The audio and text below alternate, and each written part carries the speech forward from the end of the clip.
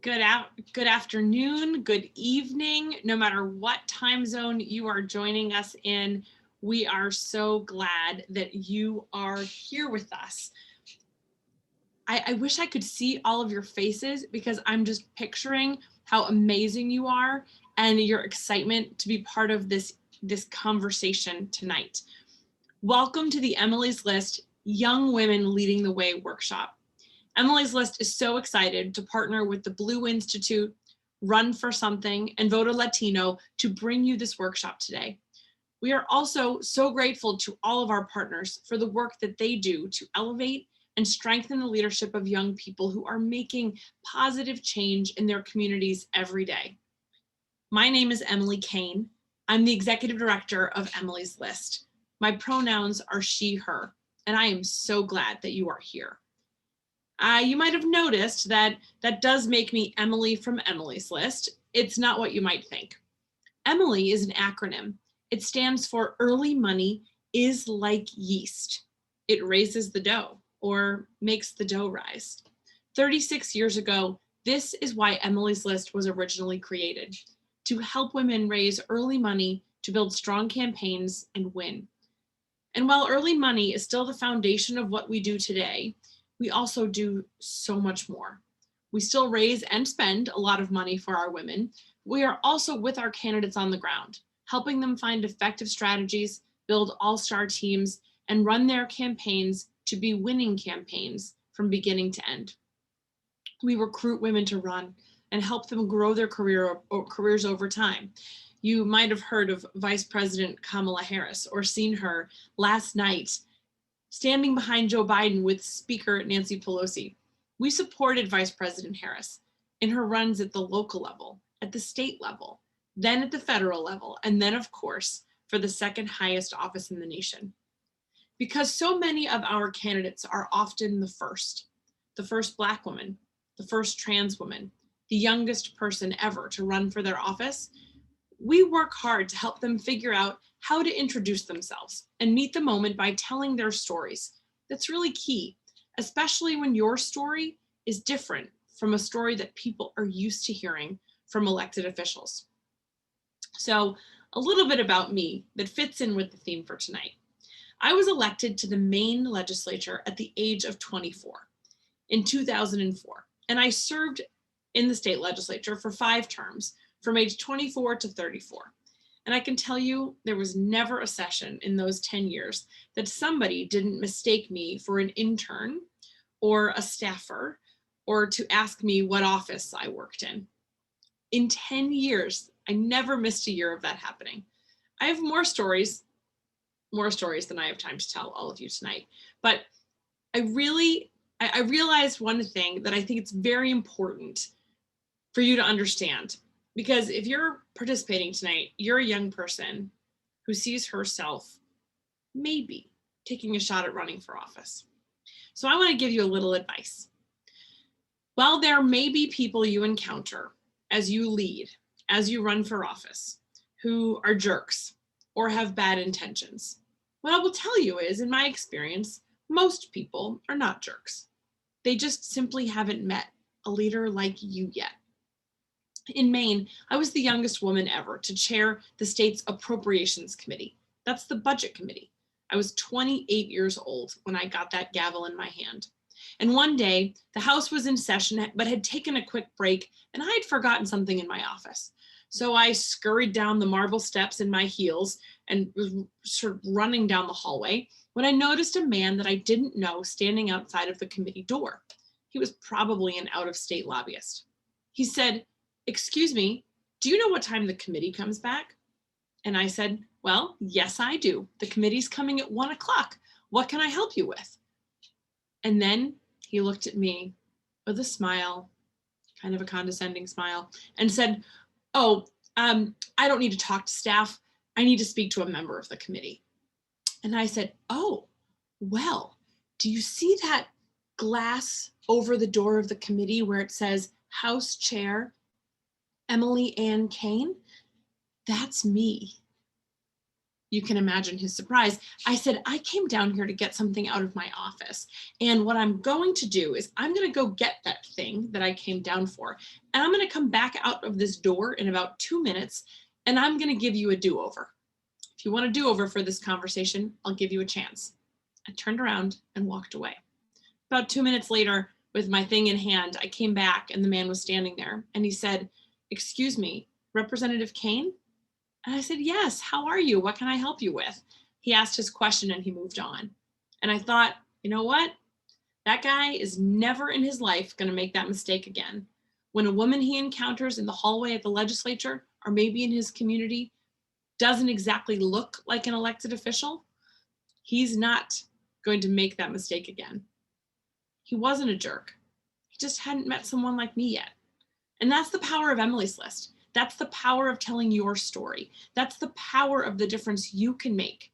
Because when people hear your story and get a chance to meet you, even in the worst case scenario where it just occurred to them for the first time that someone like you could even win and it scares them a little bit, they will never look at a public servant the same way again. That's the power of being the first, and then the second, and then the third, and then it becomes normal. That's how women like Congresswoman Sharice Davids and Congresswoman Lauren Underwood flipped deep red districts to get elected to Congress.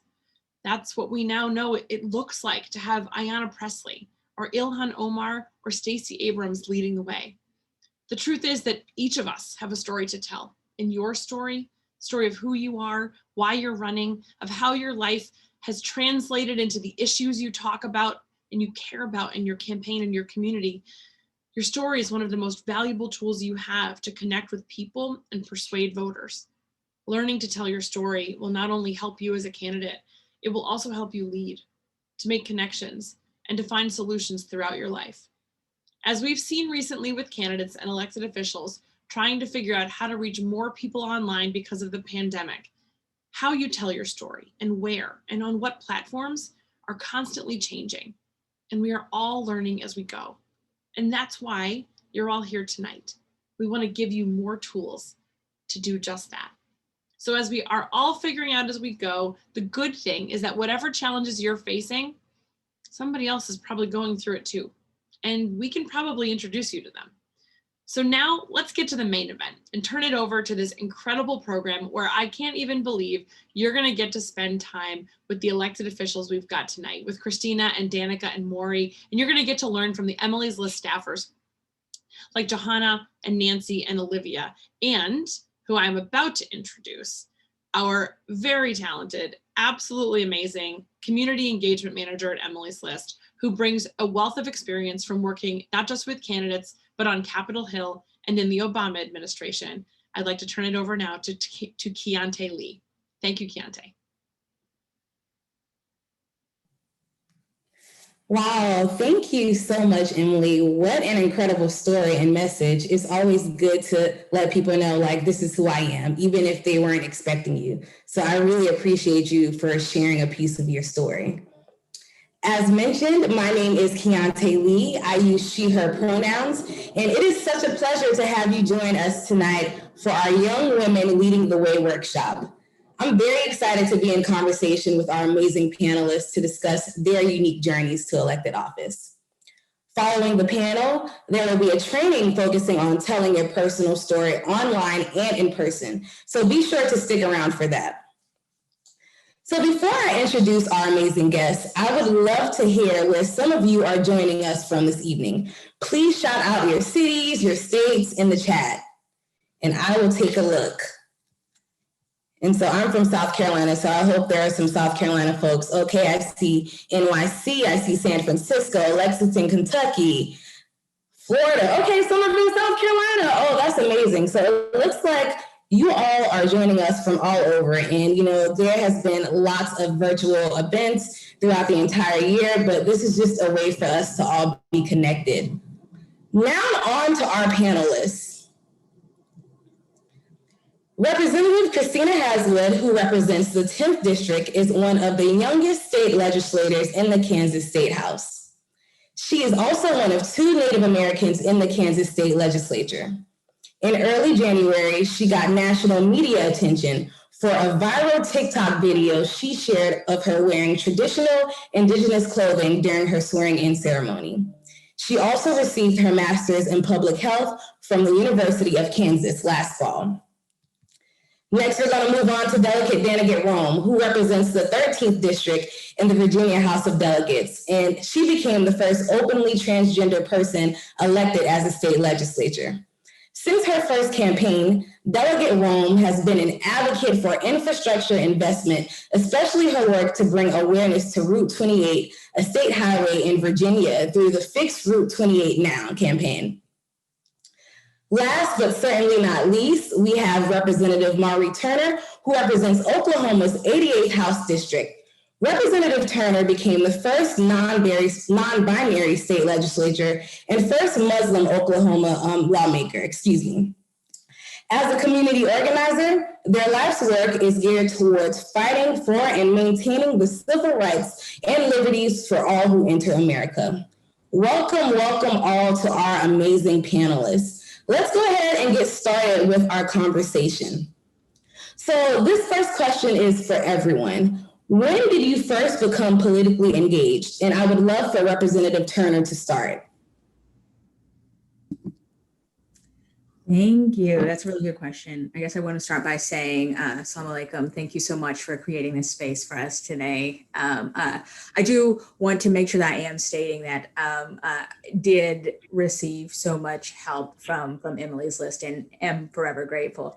I myself am not a woman. I am a non-binary femme. And so just wanted to make sure that none of the folks who are watching leave confused or anything like that.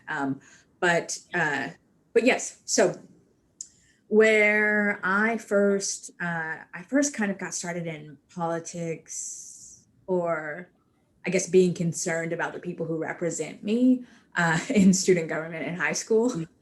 I knew that I wanted someone to represent me that was going to really care about the issues that students were facing. But yet again, I didn't want to be that person. So I was looking for people. I just wanted to be a class delegate. And so, but our faculty had me run to be secretary. And so that was when I first started, I guess, kind of paying attention to it. I think I deep dived into it once I started to do student government again in college.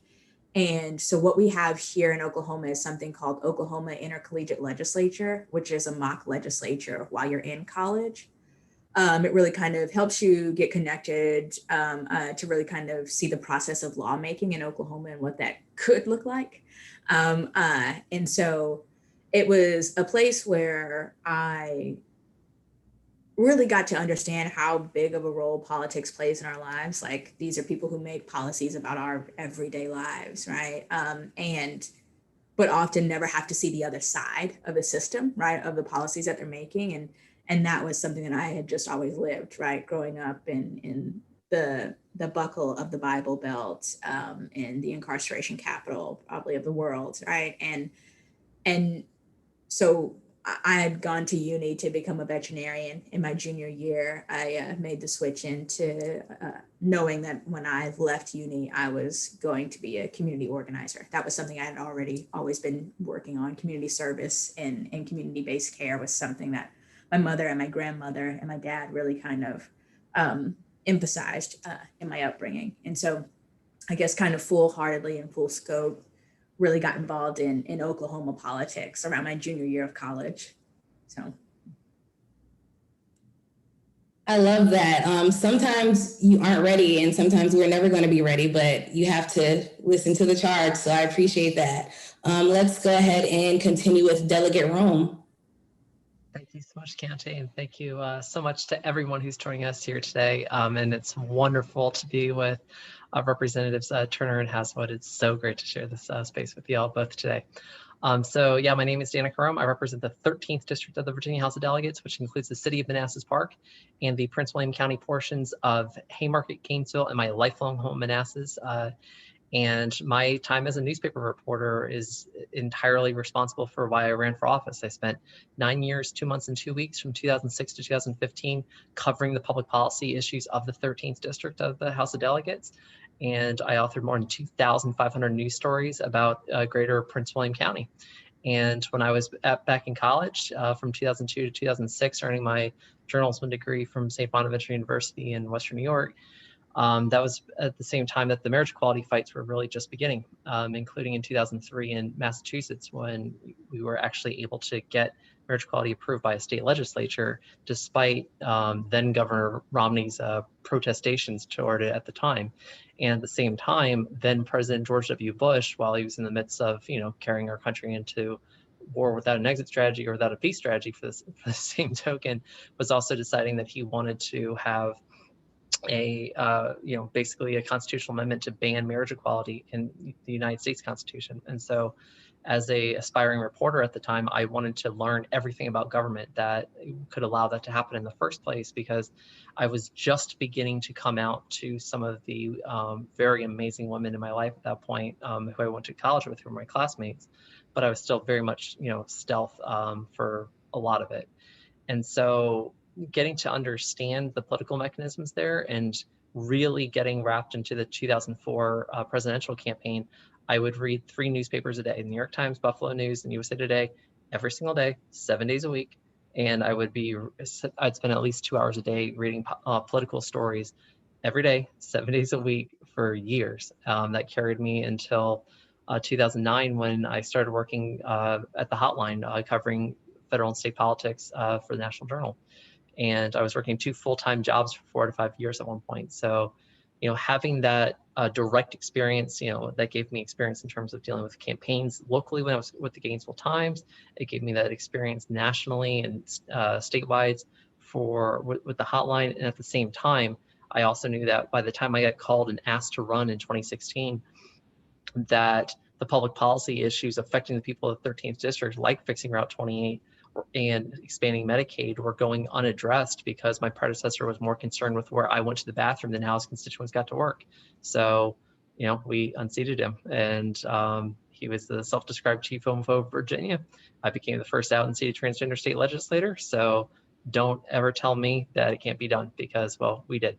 And, I'm up for my 3rd run for office this year. And so I was elected 2017, reelected 2019, and running for re-election in 2021. And I've got a really great record that I'm so excited to talk to my constituents about. So thank you all. It's way too early in the panel for me to cry, so I'm just going to go ahead and ask Representative Haswood to tell us how you first got started in politics, because I know that is right. That's amazing. I just love these stories already. Representative Haswood. Thank you. Yat HK Doshina'e. Hello, any of my Indigenous relatives on here. My name is Representative Christina Haswood. I represent the Kansas House District 10, which is the southeast of Douglas County down to Baldwin City. I'm a freshman legislature, and I'm so excited to be here today with you all amazing people. I consider myself a late bloomer into politics, just because I grew up really, with our Indigenous history, with the country and the government. I really grew up thinking my voice did not matter. What is the point, right? But really, when I started to get involved in public health, that's where my professional and academic background is. I wanted to address our health issues, and policy was always this overarching solution where I didn't see my representation there. Every time I talked to an elected official, they had no idea about tribal sovereignty. They had no idea about Indian health service systems. And, they were making decisions that were impacting us in a negative way.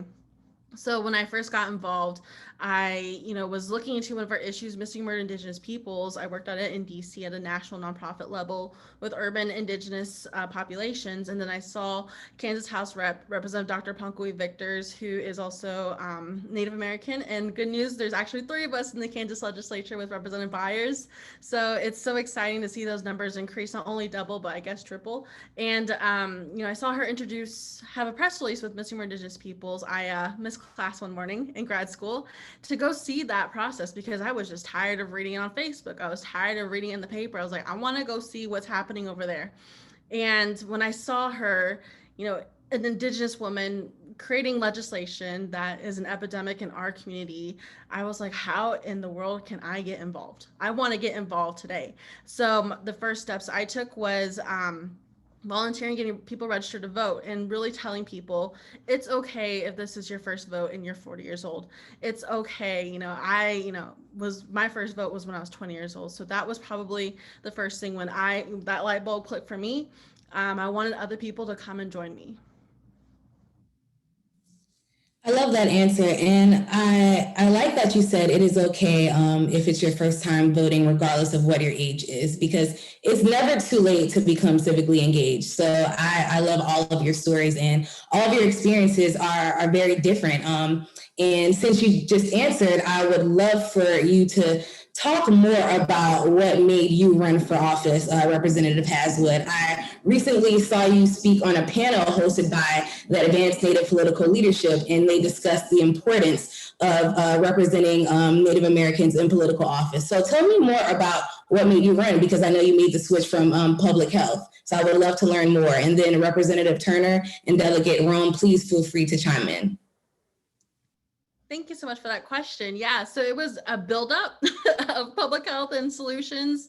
And when I was doing that internship in Washington, D.C. in about 2019 this summer, I was like, let me exercise what it is to be a constituent for my congressional office holder.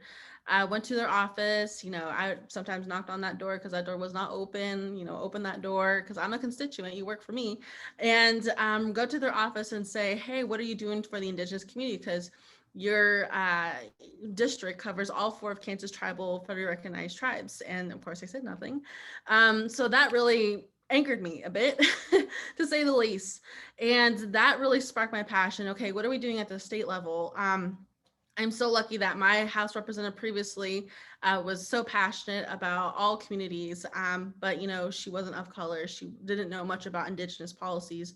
So when I saw that lack of representation, that lack of conversation, I immediately knew that I somehow had to get involved. When I was slowly dipping my toes into state politics. I was volunteering and really doing my due diligence of just gradually getting into this. But one evening in April, I believe it was almost finals week, I got a call from our Native American Democratic Caucus Chair, Makakwa Jones, and she said, hey, can you run for office? And I was like, are you kidding? I'm still in grad school. I was 26 at the time. I was like, I'm not ready at all. And I checked in with my community leaders and I said, hey, what do you guys think about this? Because I was raised in District 10 my entire life, went to K through 12 school systems here, started my higher education here. So I'm from here and I know the issues, but I just did not feel qualified. And when people were on board, they said, you'd be a great leader. And I was like, okay. And, the pandemic hit. Okay, public health. All right, I guess I got to step up. And then when we saw social justice issues and racial issues come to the forefront, Kansas is pretty behind on those conversations. And so I thought I could bring some of that representation, and I'm lucky to have a large Indigenous urban population in my district. We don't even know when's I might have been the first person of color to represent this really beautiful district. So, that was probably one of the things that helped me run for office. And it's all, I feel like they plucked me off the street because I'm learning so much. And it's so great to get back to the community that really raised me and represent all my community. Thank you.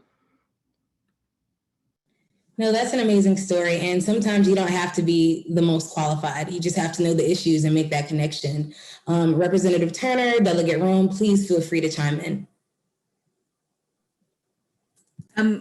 For me, I guess what kind of got me started was, so I have my first job so while in university, I did a lot of campus organizing. I went to a predominantly white institution, agriculture school to become a veterinarian. But the way that I felt, right, how the institution was taking care of students of color really kind of lacked. And so started doing a lot of community bridge building between the university and the town that it was housed in, and doing a lot of community organizing there, right? And then I started with the NAACP. And then I was able to start doing work with CARE, right, which is the same as the NAACP and the ACLU, but it's the Council on American Islamic Relations. And so had been doing a lot of community organizing. and community service. And so, like I said, like that's my passion. And around my junior year, I realized that I would feel so much more fulfilled if I went into community organizing full time, because that was also at a time where the nation's larger organizations were starting to realize that community organizing is something that we should be investing in. And so I started to look and see who was doing this meaningful, holistic work around justice reimaginment and rebuilding. Because at that point in time in Oklahoma, the number one thing we were hearing, right, when we were talking about criminal justice reform was how much money it could save taxpayer dollars. But like I said, like that shared lived experience is so important, right? And so I didn't see any legislators that had to live on the other side of the system, right? And so when I hit the ground running, also what I was doing was looking for candidates, because I told myself I wouldn't run for office, but I would always work on a campaign that was worthwhile, right? And so I was looking for people to run, and I was looking for the barriers that prevented people from being able to run outside of the paperwork you have to fill out to be able to run for office, right? And so there were so many things that there were so many added barriers, right, that weren't an issue for me. And so the folks in House District 88 started asking me to run for office. And that's so much of what community organizing is too, is answering a call to action. And so, like I said, I told myself I'd never run for office, but I think around the 25th time that somebody talked to me, I think the last time I got it was literally a DM on Instagram that was like, hey, happy Wednesday. I think you should run for office. So I sat down and started talking with people. I talked with folks at the legislature. I like to cross my T's and dot my I's. So I talked with folks at the legislature to see if this was really something I needed to do. I talked with community organizers that I've been working with for years, right, to see if this is something that we really thought could happen. And so about a year before the election, I decided I would run for office. It got a little kind of mini team together, and we ran. Political science, I ended up doing political science, sociology, and animal science. And what political science tells us is that your first election is about name recognition, and your second election is when you win it. And so I thought I'd run for office in 2020. But didn't think I would be here in 2021. I thought I would possibly be here in 2023. And so, but that was the thing, right? Is that this community really showed up in a way that I could have never imagined, right? And so House District 88, long story short, is the reason I decided to run for office. They asked me to, and so I decided to trust myself as much as they trusted me. And I think that's like the whole part of it. Sometimes people see something in ourselves that we don't even see, and you have to trust what they see. So, I mean, that story is amazing. So Delegate Rome, I know I wanted you to answer that question, but I actually have a specific question for you. So you're a groundbreaking candidate, and you are currently seeking a third term in the Virginia House of Delegates. So I would like to know, what's been the greatest challenge and the greatest reward just running for office as a young person? The greatest reward in running for office is the fact that more than 540,000 Virginians now have health insurance through Medicaid expansion because of a vote that I cast on May 30th, 2018. And the fact that we have set our largest investment in transportation infrastructure since 1986, which includes the addition of 4 more Virginia Railroad Express lines on the Manassas line here in Prince William County. And the fact of the matter is we've actually done the things that we've campaigned on. And by we, I mean the class of 2017 Democratic caucus, the 16 of us, 15 of us who flipped seats, as well as our one who retained a seat.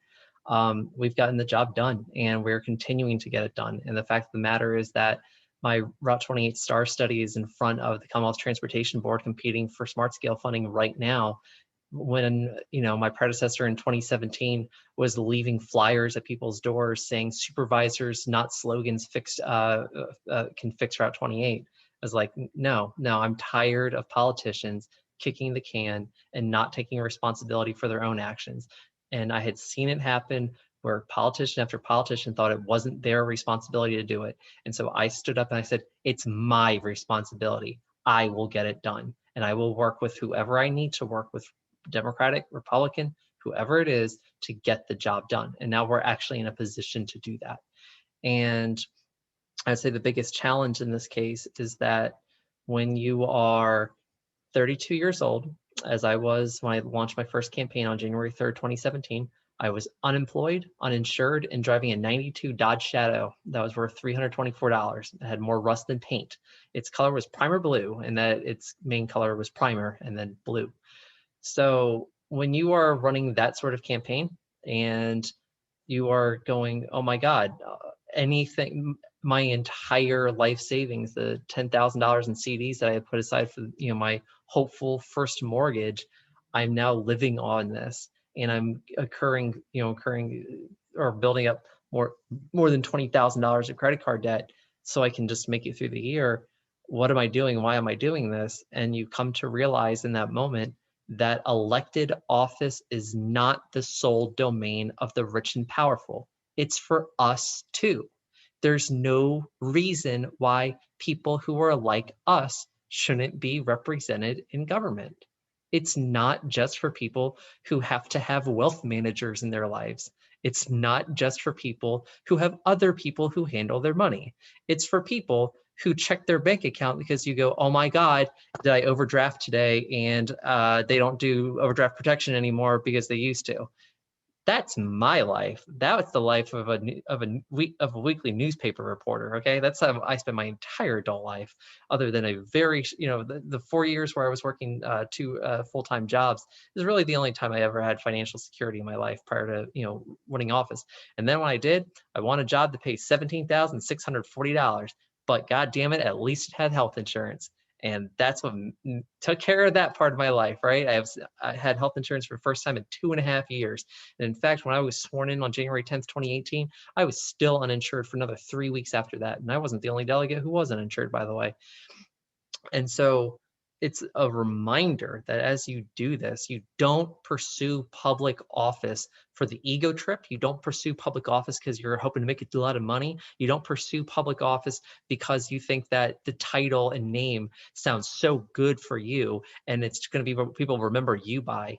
You do it to serve your community. You do it to help other people. You do it because you have an inherent sense that when you wake up in the morning, you want to actually ask people, how can I help you today instead of how can I hurt you, which is what far too many other politicians are doing across the country, specifically Republican legislators in Republican trifecta states who keep introducing hateful bill after hateful bill after hateful bill after hateful bill because they would rather single out and stigmatize the very people they're elected to serve than actually serve those most vulnerable constituents of theirs.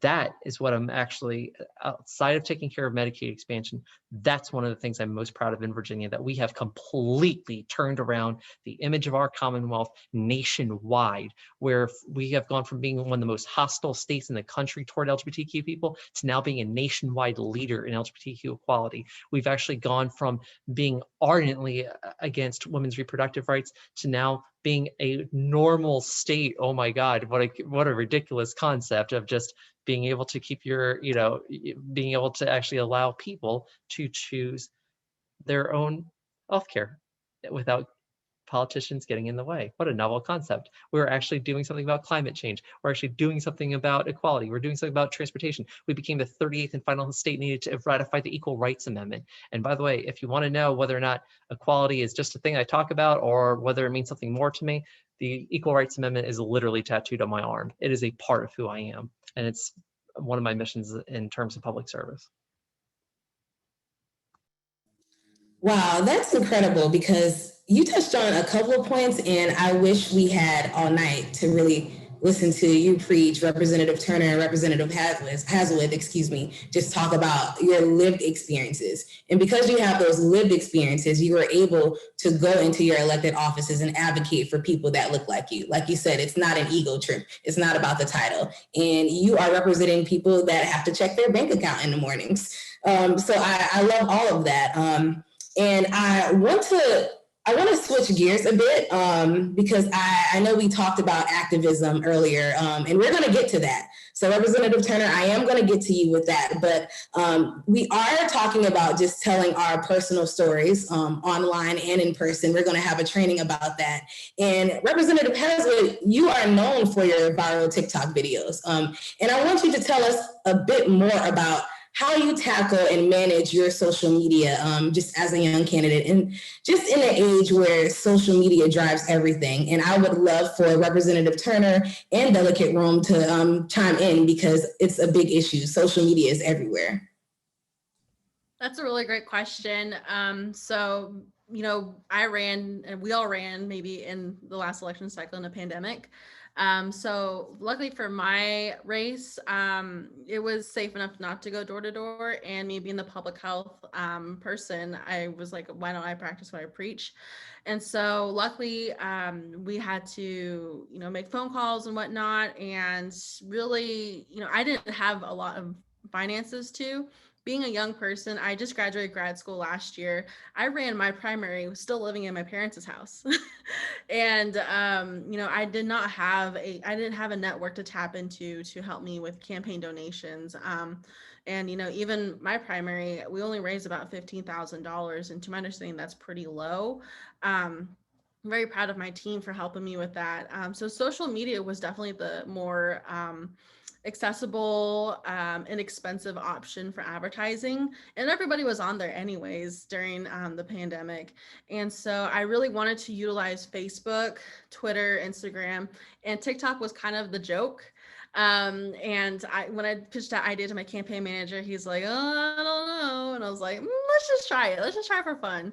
And we did. And, you know, it didn't get the ball rolling at first, but luckily there was a young Kansan high school Democrat still in high school. He reached out to me and said, hey, can I help? In a very nice way. I was like, please do, because whatever we're doing, it's not working. And his name is Connor Thrash, and he took over my TikTok and was like, okay, this is what's trending. This is the formula of how to create a successful TikTok, as well as getting your name out there. You know, how we said the first campaign is name recognition. The two people I ran against, they had that name recognition, or they had the money, and I was just pretty much the person they plucked off the street and said run. So, you know, when we got that going, it was really amazing to see how much of an impact it made. I didn't think it would go anywhere. I didn't think it would reach, you know, across the country, across the state, across the world. But it was really cool to get the young people involved into politics and to make it fun, make it cool. And it was really great because it also played into my campaign where, you know, we didn't have a lot of money. So phone calls and making all those phone calls were definitely the bread and butter of my campaign. And who made those phone calls? A lot of high schoolers, you know, a lot of young people who really believed in me. And, you know, it's really great to have that type of support in my community and to really say, hey, like, can you help me get into office? And I would love to take your issues to Topeka. And I really, you know, passing that first bill of missing more Indigenous peoples, I'm the first freshman in the Kansas legislature to pass a bill. And with that, I got to have some of the youth in my community. I got to teach them how to testify and how to go through the process, because it's a very intimidating, sometimes not transparent process. And the more I can, you know, unveil that transparency and say, hey, this is how I understand things. And if I, you know, the complicated things of maybe during the conference committee week, let me try and explain it to you. So I feel like, you know, I'm really trying to bring that, you know, back to my community, back to the youth. And it's been a great experience so far. And I highly recommend, you know, utilizing social media to the best of your abilities. I love that. And sometimes you have to get creative, and that's what you did. And a lot of times creativity will become like the catalyst for success. So I appreciate you for sharing that. So we actually have like 5 minutes left before we get into the Q&A session. I wish I could ask all of these questions that I had prepared for you all, but I think with this last question, I want everyone to answer, and we can start with Representative Turner.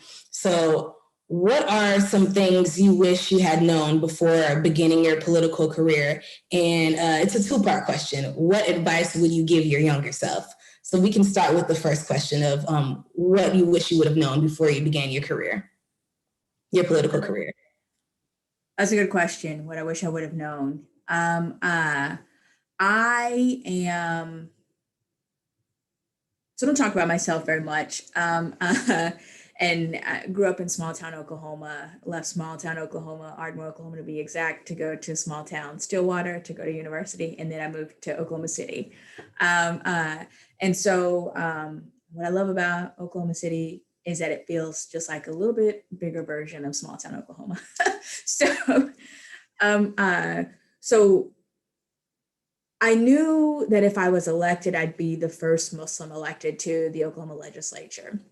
But I didn't know until the day after the general election that I would be the first non-binary person elected to a state level office in the nation.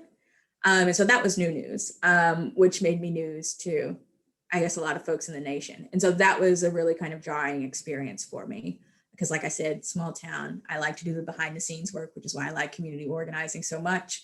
And so that was really something to try to wrap my head around. I also, like I hinted at earlier, I like to make sure that things are a sure bet when I embark on them. And there's no way of knowing everything that goes on, but I'm a Capricorn, so I try to. And so there were some folks who reached out and asked me to run for office. And so I guess the realistic part of it, right, is that there are some people who will ask you, and there are a lot of people who don't understand, like, if you aren't wealthy, if you are not a white man, and specifically in Oklahoma, if you are not Christian, right, if you are not cishet, right, then it becomes increasingly harder to break into the arena that is politics, right, and I'm talking about specifically Oklahoma's brand of politics. And so people don't really understand how much you really put on the line when you put your name on the ballot. But there are people who asked me to run for office that didn't show up once I took that risk, right? And so understanding that there might be people that you expected to show up that won't, right? But I think that if you are doing this for the right reasons and that you have that community-based drive about you, right? That you don't make solutions about a community without engaging these communities, that people will show up that you never expected to, right? And that was one thing I think we all were, right? Very authentic in who we were, and we didn't have to change who we were to be able to run for politics and or run for office. And so I think that is one of the big things, right? That people you expected to show up probably won't, right? And so many people that you never expected to show up absolutely will. And so keep going, right? It might be hard to really kind of push through, but it's important that imperative, right, that we keep going. I think at this point, I'm still trying to process it all. And so I think the number one piece of advice that I would give myself if I was younger, right, would be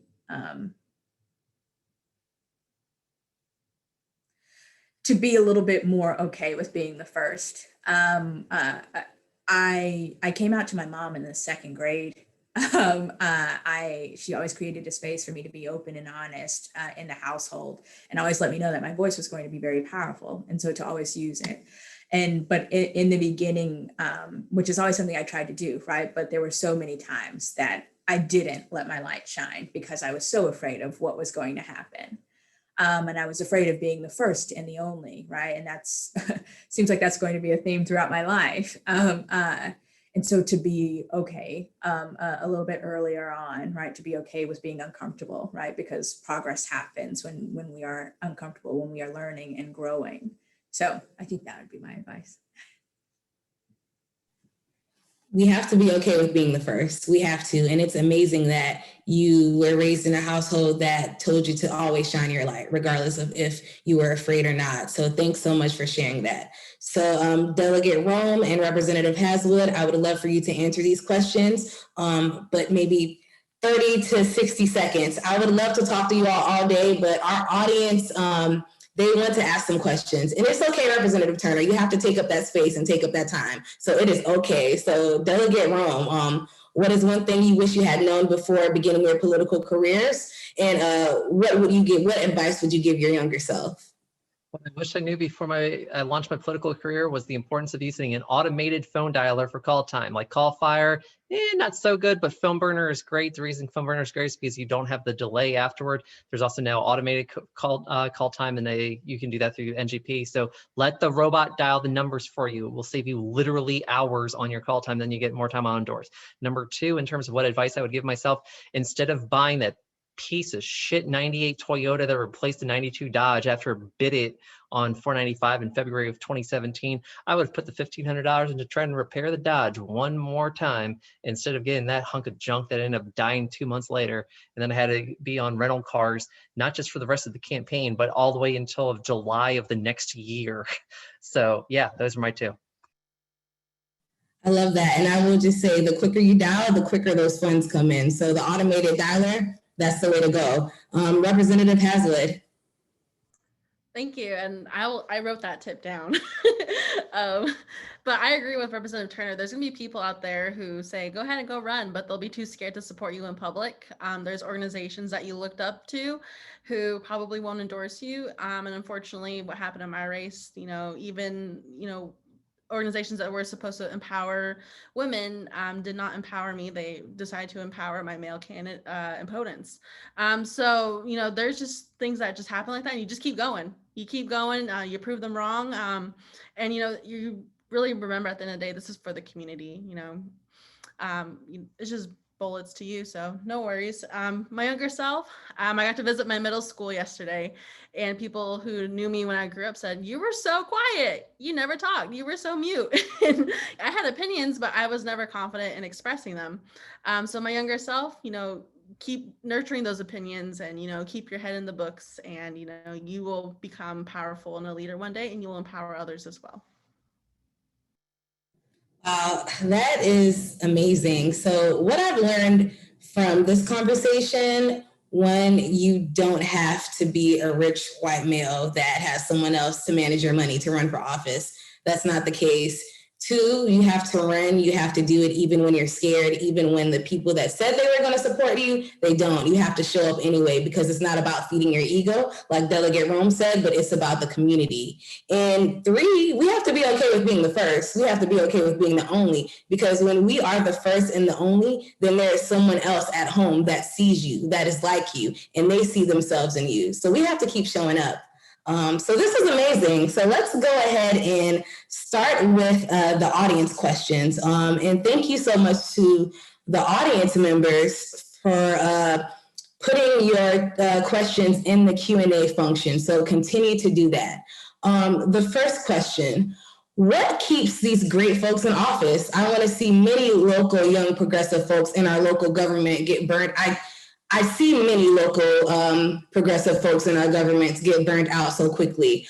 So how do you all prevent burnout? What makes you want to stay around longer? And this is a really good conversation. So anyone could go ahead and answer. Yes, Delegate Rome, go right ahead.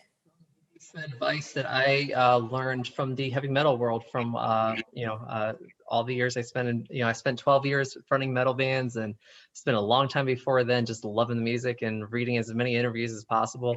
And I remember the now late Wayne Static once said that if you are basically trying to make heavy metal your life, have hobbies outside of metal. Same thing in politics. Have stuff you were interested in that has absolutely nothing to do with politics. Because if you want this to consume your 24/7, it absolutely will. If you want that to happen, you can have that happen. But if you were like me and you would prefer, like, hey, how about 10 to 14-hour days, because that's like a thing, and you would like to sleep at night, go do something else. I love the Outlander audiobooks, for example. I have a lot of other interests. I keep up my music interest, for example. I have my subscription to SiriusXM so I can listen to Liquid Metal every day. I have, just anything else that the person who I was before I ran for office, I don't want to forget who she was. Person who actually had a life outside of politics and journalism, who had other interests and stuff. So have that, and just and maybe you have an interest where it's just like, maybe you like enjoy cooking, maybe you enjoy road trips, maybe you enjoy, other stuff. Embrace it, enjoy it, take it for what it is, and then go back to your work feeling refreshed so that it's not just burnout. Because I'll tell you this, in 2004, I had that when I was writing for Metal Every Day, I was getting really close to burnout because that was my whole life. It was my whole everything. And then getting into politics actually kept it fresh. And now that I'm in politics full time, metal keeps politics fresh. So just have something else that you feel really passionate about and that you remember to embrace, because we can very much talk as legislators and tell you that, oh, well, that, oh, you should make time for stuff. And then we don't, like I love practicing yoga. I'm a huge yogini. And at the same time, because of COVID, I haven't been into a yoga studio in a long time. Well, I just got my second vax, and 2 weeks after that will be, I think, like April 6th or May 6th or something. As soon as that happens, I'm getting my monthly pass and I'm going back in. So just, have that thing that you really enjoy, that's really so much a part of your identity, and actually do make time for it. And don't listen to people who tell you like, oh, you can't make time if you're going to do it right. You have to. You can always make time. You can make time. That's why you have the robot do the phone calls for you. Because if you get the robot dialing, it saves you.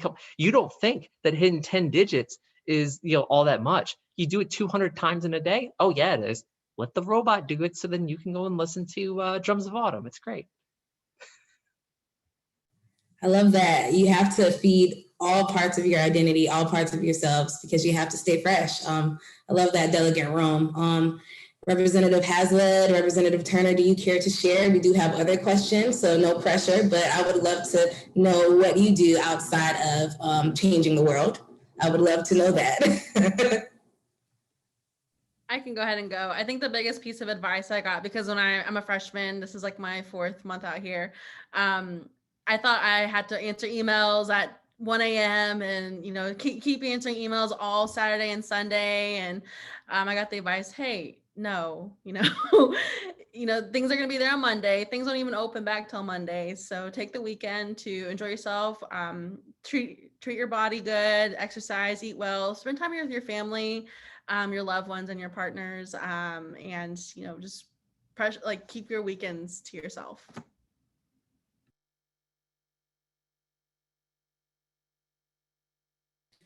So I think we can move on to another question from the audience. And I think in the midst of being virtual, I have my screen, like 2 screens, my phone. So if my eye contact is weird, I'm just trying to keep up.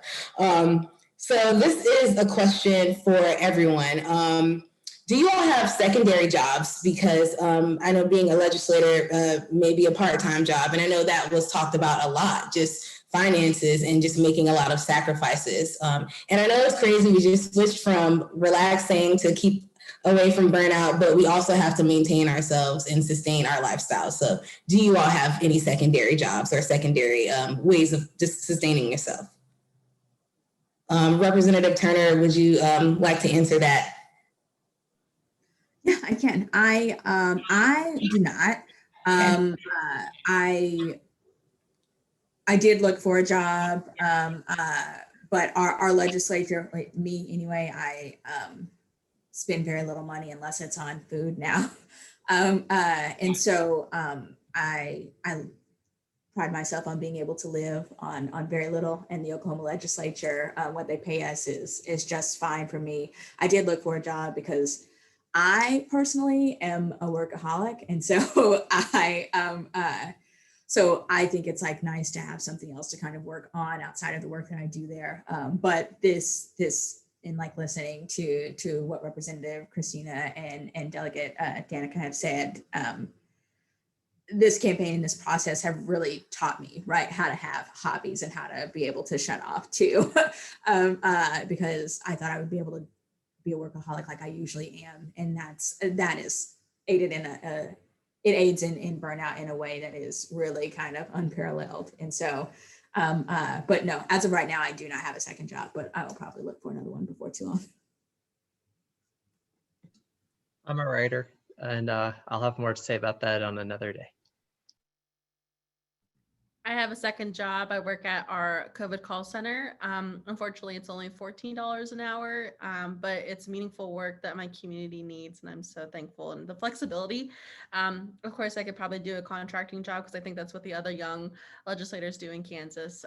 But I currently just love my job.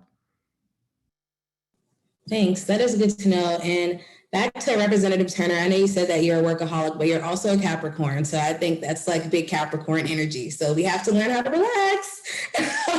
So I think we will take one more question from the audience. And it reads, for some reason, we have time for one more. Oh, that's me telling my team that. When you're figuring out name recognition, did you place your face with your name?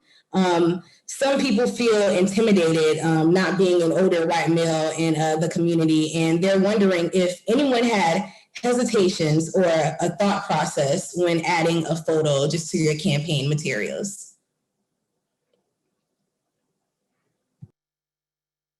I can speak on that for myself. Probably because I didn't have enough money to hire a photographer, so it was on my iPhone. It was really like bad portrait mode because I still have an iPhone X. So it wasn't as high quality. One of the great things that I'm so thankful to live in a really supportive community is I got to take photos in my Navajo traditional regalia. And my campaign manager was really encouraged of that. And we actually put that on a lot of our campaign literature and really stood me out. Plus, I think I was the cutest one in my race too. So I was not shy, but I was also, that was probably my hesitation. How should I present myself? Should it be Christina with a suit trying to blend into, the white community, or can I be who I truly am and who I represent? So I'm really glad to come from a community who supported me presenting myself of who I am. Would anyone else like to answer that question? The district that I am in is actually very unique. It's one of the most progressive districts in Oklahoma. And I sat down and I talked with the previous incumbent, and he said himself that the district is asking what's next, right? And also voting on it. And so that was, I think, one of the big things, right? Is that it's hard to be able to truly advocate for everybody as a white cishet man, no matter if you are a champion in what you think are progressive ideologies. There's still this inane kind of, or this inherent kind of willingness to be able to cut vulnerable communities out, especially when you don't have a connection to them, right? And so we were looking for folks who not only look like us, but who live like us, right? Who have been just as involved, who have had to figure out like where your next SNAP, like if you have enough SNAP benefits, things like this, right? And so me putting my face on a flyer was never really a question for me. I think the big thing was about my family, right? The exposure it was going to bring to my family, because Oklahoma and being Muslim, sometimes it's not the friendliest place. So.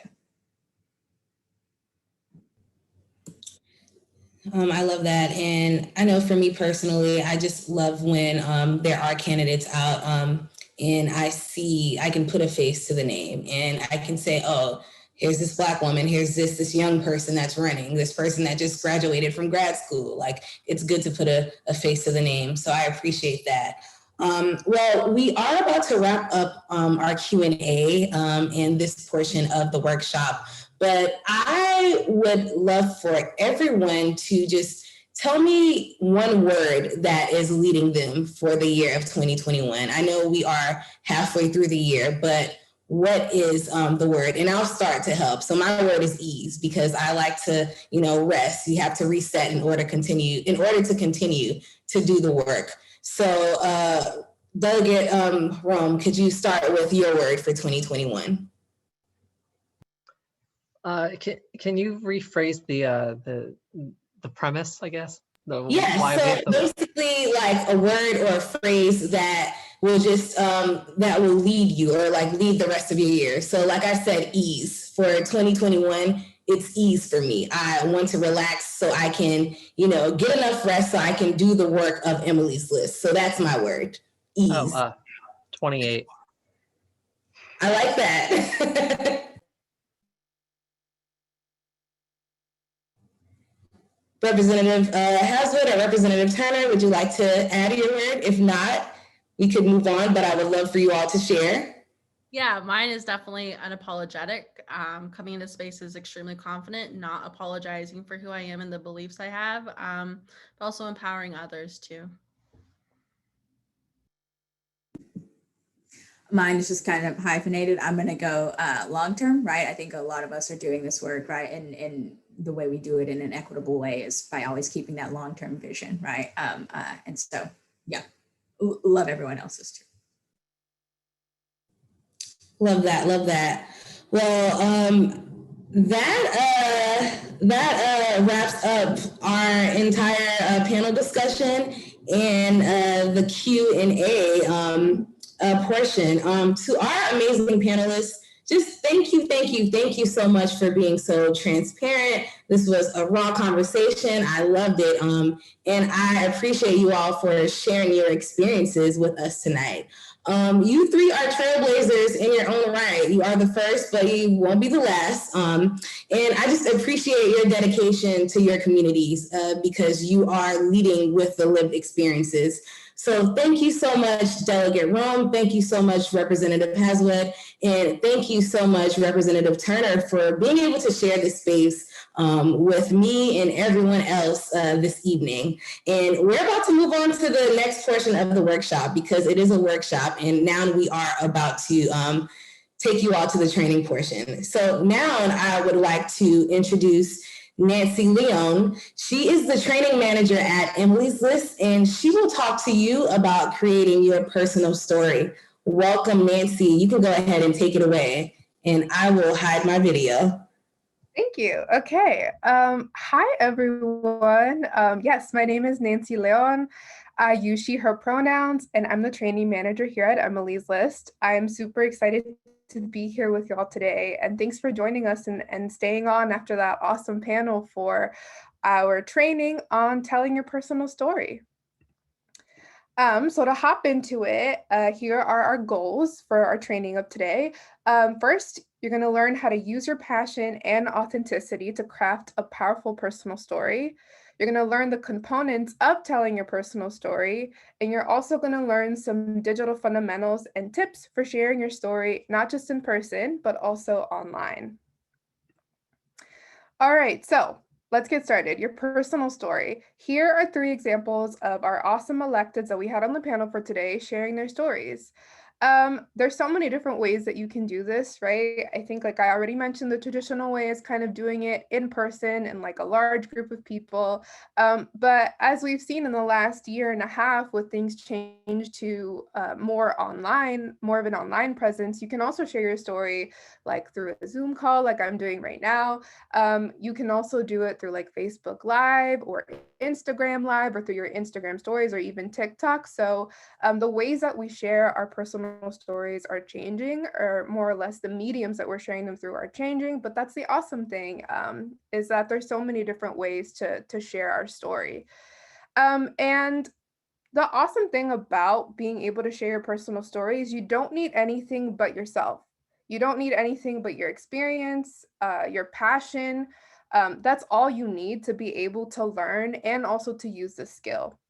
And so, yes, this training we usually use to teach to electeds, right? Because they need to tell people why they decided to run for office. But this is also generally just a really great leadership skill to have in your toolbox. And so just to talk a little bit about myself, I learned this skill through community organizing. And I think it's one of the things that really helped me become a little bit more comfortable with using my voice and telling a lot of my stories. I'm an introvert, which is weird because I'm a trainer, so I talk to a lot of people over Zoom and in person all the time. But I hope this skill is something that you can take away with you and use it in your own community and in so many other places. And we'll actually talk about that right now. So there are so many different ways that you can tell your story that don't have to do with running for office. And hopefully these will apply a little bit to your lives. So first, through interviews, right? This can be a school interview or a work interview. We've all gotten that question, which is like, tell us about yourself, which is hard to answer. Or you get the question like, Tell us about a challenge that you faced and how you were able to overcome it. Those can be really, really hard questions to answer. But hopefully this skill of today, you'll be able to prepare and have an answer in the future when you need it. You also need to learn how to tell your personal story for relationship building. At least for me, I feel like learning other people's stories and telling mine is something that really helps me connect to others. Because even if someone has had a totally different experience to mine, they can probably relate to how I was feeling. They can probably relate to the outcome of what happened to me. And so it's a great tool for you to be able to build authentic relationships with people. You can also use it in community organizing. I think one of our panelists mentioned testifying. Learning how to tell your story is a really great way to be able to go out and tell your representatives like, hey, I need more money for my public schools or anything like that. You can also use it for door knocking, for different campaigns, whether it's issue-based or for a particular candidate, because chances are you're going to knock on someone's door, they're going to be like, well, why are you door knocking for them? Or why do you care about this issue? And so you can have a story prepared for them. And lastly, it can help you when you're posting about an important cause, because it's really great to post stuff on your story, like pictures, but a really great way to help you connect with even more people is if you personally share your story and why something is important to you. And so now we can jump into what a personal story even is. So the power of the personal story.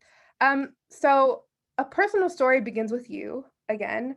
It begins with who you are, your values, and you want to talk about a specific challenge that you faced.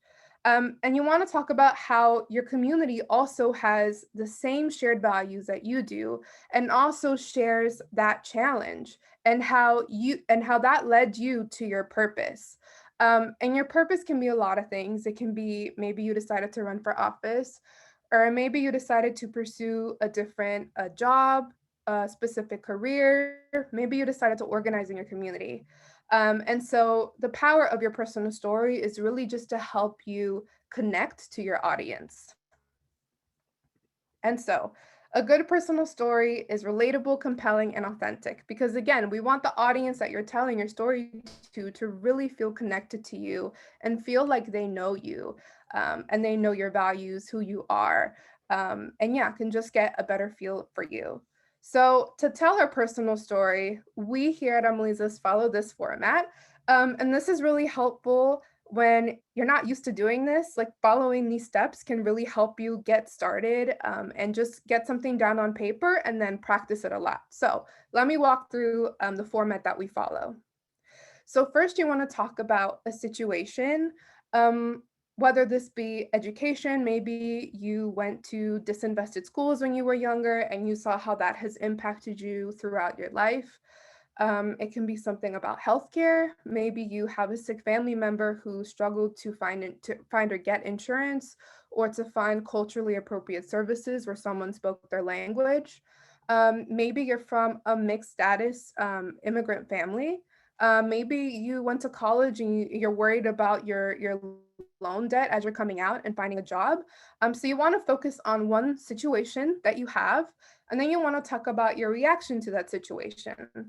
Like, were you angry that your electeds weren't investing more money into the public schools? Were you scared that your family member would get even more sick because they couldn't find insurance? Did you feel helpless to do anything about your family's immigration status situation? And then from that reaction, you want to talk about your resolve. So maybe your resolve was, I was angry, but I knew I had to do something about it, and I decided to become an activist. Or maybe you decided to change careers. Maybe you went back to school. Maybe you decided to run for office.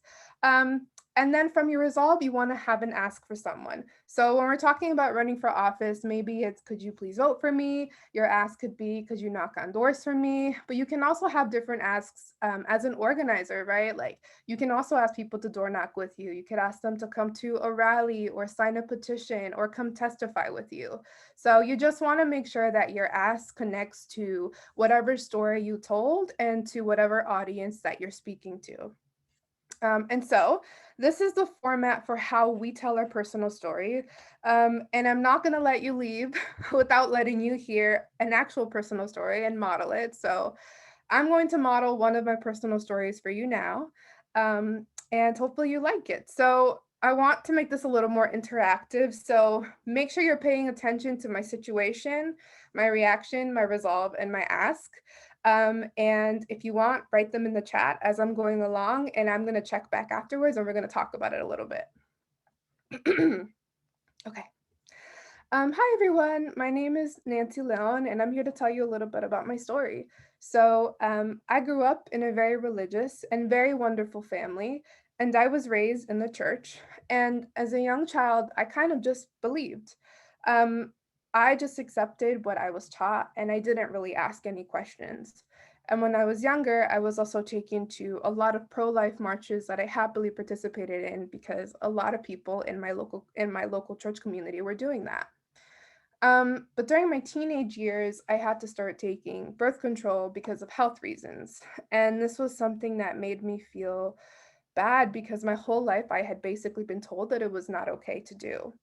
And around the same time as well, a lot of my like teenage cousins or just classmates started to become young moms.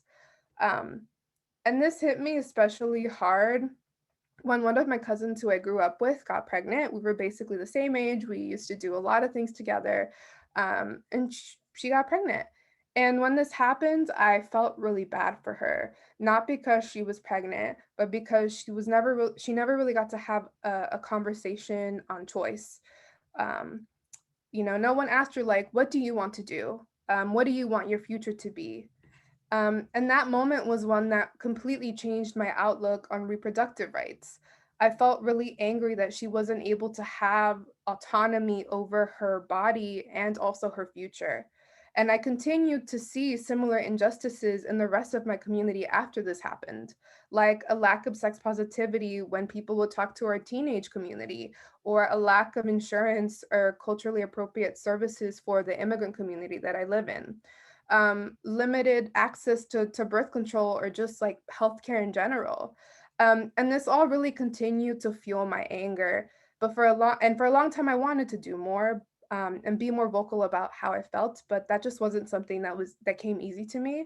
I was really scared what my family would think or what my church friends would think of me if they knew that I was pro-choice or that I was working for an organization that was. But I knew that I had a choice. I could either continue keeping mum, scared of what other people would think of me, and let these injustices keep happening, or I could do something about it. And I could use my talents and my lived experience to make change in my community. And so I decided to do something about it. I started working with progressive organizations that were more sex positive, worked with teenage communities to provide them with more health insurance needs. And now I work at Emily's List, and I'm here doing a training with all of you, helping you build your leadership skills. And so my ask for you is for you to go out, find something that you're passionate about, and use this skill to tell your story in your own voice and build some power in your local community. Okay, so that's my personal story. I would love it if y'all could put in the chat what was my situation.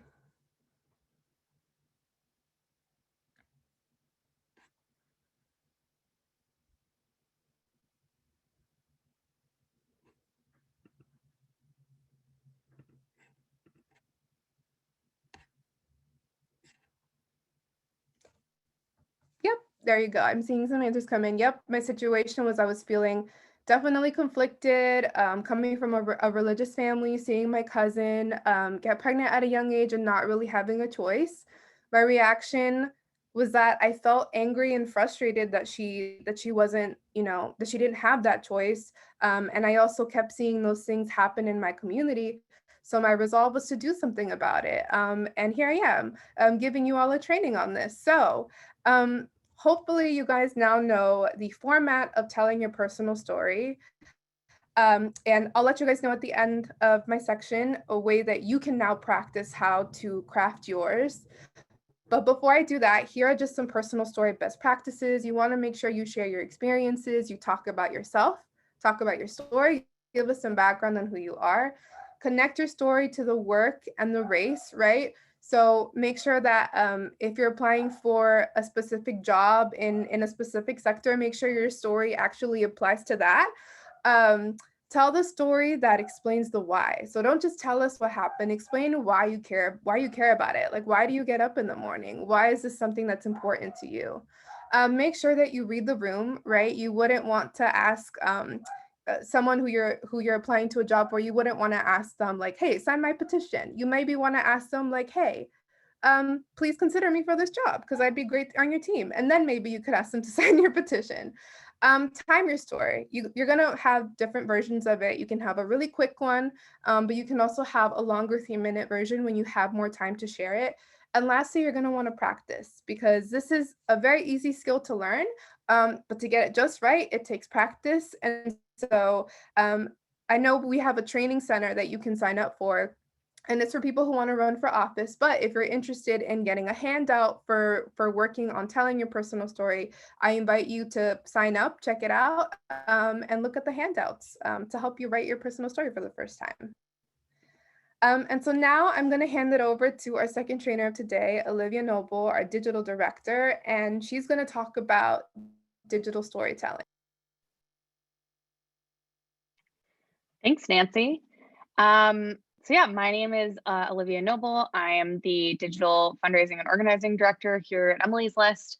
And I'm going to talk about how to do what Nancy is talking about, but online. And I think this is actually one of the biggest areas that I see opportunities for growth on social media for candidates, for anybody. So kind of, I want to start this off by saying, I want you all to think about somebody you enjoy following on social media, just like anyone. It doesn't have to be a candidate. Maybe it's a friend that you think is really funny, or an influencer, or a candidate, just somebody that you find yourself coming back to again and again. And I want you to sort of take a minute and think, why do you enjoy following them? What is it about them that you like? And I'm going to give you a second to think about it and write in the chat. Let's see, interactive, post to respond to. Yeah. A personal and authentic voice, thoughtful, funny. Yeah, these are all great. I know I have people that I follow that I'm just really invested in them. I'm invested in their success or their journey, or I follow a friend, someone I went to school with in high school, who just has this really cool family and just talks really honestly about her family's struggles and growth. And I just, I'm really invested in how she's doing, and I want to check in. And we can go to the next slide. I think that the thing that unites a lot of these people is that they're good at telling stories. They're not just throwing out random thoughts. They're telling a compelling narrative over time, or they're telling you something that is unique in the space, or that makes you feel like you've really learned something, or that you're really engaging with them in a personal way. And a lot of what you all were saying is really just and really tied up in this idea of storytelling. And so, yeah, I think more often than not, the most compelling people on social media, and I really think most compelling candidates, are ones who are effective storytellers. Talking about your lived experience, or if you're not a candidate and you're advocating on behalf of a candidate, the lived experiences of those around you, just talking about real experiences is really powerful. And I think one of the biggest things to think about if you're a candidate, if you're thinking about helping a candidate, if you're just on this path and thinking about your future, people on social media they follow you, but they're not like 100% in. They're not like immediately going to do every single thing that you say just because you said it.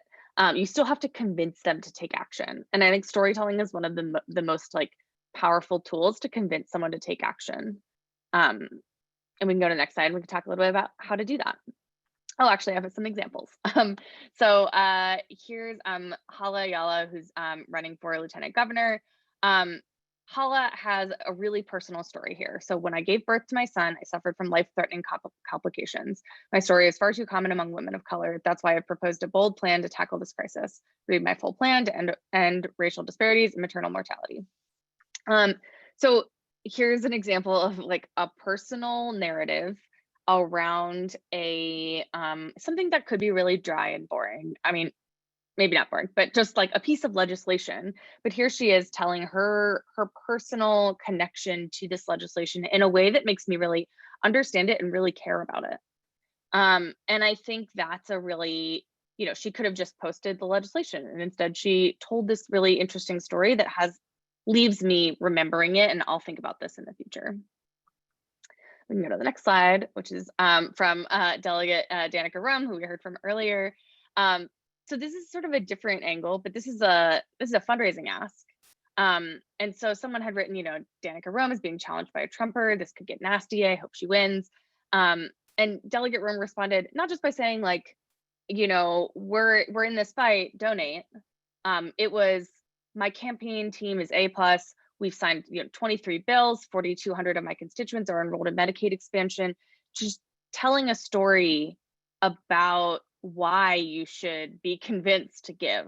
So once again, it's not just like the action, it's the why. Why should you do whatever it is that I'm about to ask you to do? And I also just really want to call out this reply at the end, because it's something I'm going to talk about later. You know, someone replied, just donated it, and Danica responded, bam, there it is. Thanks for doing your part, and tagged the person who donated. And I think that is like a really underutilized part of social media too, which is remembering that it's sort of a two-way street, and that it's really easy to do something like that, thank somebody, and there's a lot of benefit that you can get out of something like that. So we can go to the next slide. So when you think about telling your story online, I think the most important, and like I said before, I think this is one of the places where I see the most opportunity for growth. I see a lot of people posting like, I went to this event, here's some photos, here's a petition, but I sort of miss that personal story element. Like, why do you care about all of this stuff? Why are you showing up at this rally? Why should somebody else sign this petition that you just signed? Why are you inspired by this candidate? It's really answering that why. So don't just ask someone to donate or volunteer or like even just retweet you or join you at a protest. You have to compel them to take action, and you do that by showing why they should care, rather than just saying like, hey, you should care. It's hey, this is how it's impacted. You know, I had this health challenge growing, you know, when I had my kids, and now I'm passing this bill and I could use your support. And now you sort of understand not just that you should care, but why you should care. And I think there's a couple of other sort of baseline best practices for digital storytelling that that help feed into a good digital storyteller. The first is that I think social media should be really interesting. It should be engaging. It should be personal. You know, people react. You'll see people react when you give them something to react to. So you should sound like you. Don't sound like, you know, I always say this, but it's like, we don't want to just sound like we've chopped up a press release into 8 tweets and then we posted it.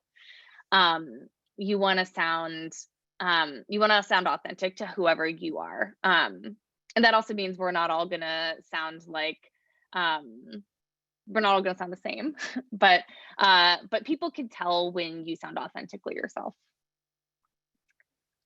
And then I'm gonna spend a little bit of time talking about the difference in the platforms, because this is a question we get a lot.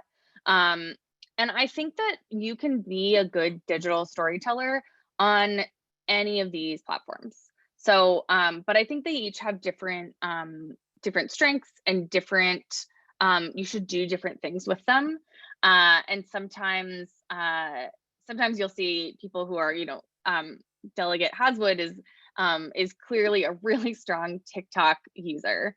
And that's because she's she's creating content directly for the platform. She's thinking about how the platform works, how people interact with the platform. And that's where you find a lot of success. So the strengths of Facebook. Facebook is still by and large the largest platform out there. You're going to reach the most people, have the most traffic, have the most eyes on whatever it is that you're talking about.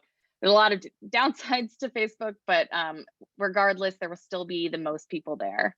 Another feature that I like to think about, because we have a really great Facebook group that I'm going to plug. If you're thinking about running for office, you should check it out. But groups are a really interesting place in Facebook where you can connect with people, you can engage with people, you can tell stories, you can find people who you can organize in your community. Groups are just also like a really interesting place to explore. Twitter has a lot of people spend a lot of time focusing on Twitter. I think it's important, but I think it's important to know what it is. Twitter's strengths are really that there are a lot of influencers. And when I say that, I don't mean like, like cooking influencers, like people who matter in your community, and reporters, and other members of Congress, other representatives, other elected officials, just people who have sway in your community. And that's who you really should be thinking about when you're thinking about Twitter. And then Instagram, this is a photo from Representative Turner's Instagram. Instagram is super visual. There's lots of young people on it. And I think one thing that's important to call out is that there's really a more recent focus on activism and education on Instagram. And I think people are really receptive to, I think this is probably one of the better platforms for storytelling right now, just because people are really eager to learn. They're eager to talk about experiences. They're eager to share things, to engage. So I think Instagram is a really awesome place to try out some of these skills that that Nancy and I have been talking about. And then we can, so I think just sort of to wrap all of this up, under the veil of social media strategy, I think thinking about using storytelling, I think you can think about using storytelling in everything that you do online. Not everything is going to fit into this framework, but it's a tool you should be thinking about all the time. How can I inject a little bit of personality, a little bit of story into this ask I'm about to make, in a way that might make this ask more compelling and more interesting to the reader. Social media is also a two-way street, as I pointed out with Delegate Rome's tweet. People come, they're not just like vehicles to hear things and to learn. Like, it's a conversation. And social media is a platform that inherently is like supposed to be interactive with one another. And so even just little things like someone replies and even just liking it, that alone is another step in the direction of like, oh my God, she noticed me, and she thinks that that what I said was like thumbs up worthy. Or maybe it's thanks so much. I got one of the best things that ever happened to me on social media. A friend of mine was working on a campaign for a Senate candidate, posted about the candidate. I liked it. And then a couple of hours later, I got a notification, and it was this person tagging me in the comments of that picture saying, hey, I saw you liked this post. Are you interested in getting involved in the campaign? Here's a link. And I was like, oh, I've been called out. But also it was such a great tactic of like, I showed I was engaged. And then they sort of reached out and asked me to take the next step. And then the last piece, and we've done a couple of really interesting longer digital trainings if you're interested in the kinds of things that I've been talking about. And one of the things I will never stop saying is that if you're a candidate, you should absolutely build out a content calendar. Know what you're going to post, but don't forget that telling your personal story should be a part of that calendar. So, you're gonna talk about the election coming up. You're gonna talk about your fundraising deadline. You're gonna talk about your personal story. It's another piece of that, and you're gonna inject your personal story into the election that's coming up, into your fundraising deadline. So just don't forget each of those pieces. And then I am keeping an eye on the clock, so I'm going to hand it back to Keontae to wrap us up. Thanks so much. Thank you. Thanks, Olivia and Nancy, for all of those helpful tips and that helpful information. So we'll just get right into the key takeaways. So you have to tell your personal story everywhere, and it becomes easier with practice. So the more you say it, the better you become at doing it. The second key takeaway, don't put your storytelling skills to the side just because you're online. We are in the digital age, the virtual age now, and I think we will continue to be online. So continue to tell your personal story on various platforms. And last but certainly not least, don't forget to bridge your online and offline work just to reach a wider and a broader audience. You can always incorporate those two types of work so you can gain more supporters and you can be able to connect with people that relate to you. And that wraps up our key takeaways. So to close out our program for this evening, I would like to introduce Johanna Silva-Walkie. She is the Vice President of the Training and Community Engagement Department. Welcome, Johanna. Thank you, Keontae. Hello, everyone. As Keontae mentioned, I'm Johanna Silva-Walkie, and I'm the Vice President for Training and Community Engagement here at Emily's List. And my pronouns are she, her. I want to thank you so much for joining us today. What a powerful, powerful panel. I hope that you were inspired by tonight's program to help you get started in your own journey to run for office. I want to also thank our powerful speakers again and our Emily's List candidates, Delegate Danica Rome, Representative Maury Turner, and Representative Christina Haswood. And a big thank you to our incredible Emily's List staff, Nancy Leon and Olivia Noble, for their insightful training. I want to encourage each and every one of you to visit our website at emilyslist.org, where you can access similar content from today's training through the webinars that we have and a free online training center. So we're going to include those links in the chat, so definitely jot those down. And lastly, a huge, huge thank you to our event partners, Voto Latino, Blue Institute, and Run for Something. You know, these organizations are incredible leaders in supporting the leadership and activism in young people. And as you consider your next step as a leader, I hope that you will see all of us as a resource to support your leadership. In the chat, we're going to include the link to each of the organization's website, but also stay in touch with us here at Emily's List via mobile by texting 47717 to get the latest news on our work and how you can help elect more Democratic pro-choice women to office. And today, if you text LEAD to 47717, you get a very cool Madam Vice President Kamala Harris phone background. I already got mine. So we're going to include that number in the chat, so hopefully you can stay in touch with us. But thank you again for joining us. We hope you continue to grow your leadership because we need your voices at the decision-making table. And as always, Emily's List is here to help you. So thank you again for joining us and have a great night. Take care. Bye-bye.